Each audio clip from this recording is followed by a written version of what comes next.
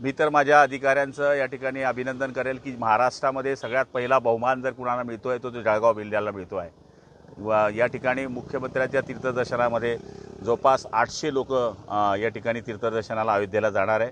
आणि मुख्यमंत्र्यांनी जो शब्द दिला होता की ज्याप्रमाणे मी लाडक्या बहिणींना मुख्यमंत्री लाडकी बहीण म्हणून योजना चालू केली, लाडक्या भावांना योजना चालू केली, तशा वृद्धांकरता सुद्धा तीर्थदर्शनाची योजना त्यांनी सुरू केलेली आहे।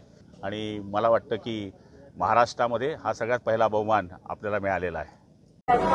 आज अयोध्यासाठी 807 भाविक जो आहे ते आज रवाना होत आहे। मुख्यमंत्री तीर्थदर्शन योजना अंतर्गत समाज कल्याण विभागांच्या माध्यमातून या सगळे भाविक आज रवाना होत आहे। याच्यामध्ये आपल्याकडे जेवढे अर्ज प्राप्त होते त्याच्यामध्ये तालुकानिहाय लोकसंख्यानुसार आपण त्याची लॉटरी काढलं, त्या अनुषंगाने या ठिकाणी यादी जाहीर झाली आणि त्याच्यानंतर 807 भाविकांना पहिल्या टप्प्यामध्ये अयोध्याला भेट देण्याची संधी मिळत आहे।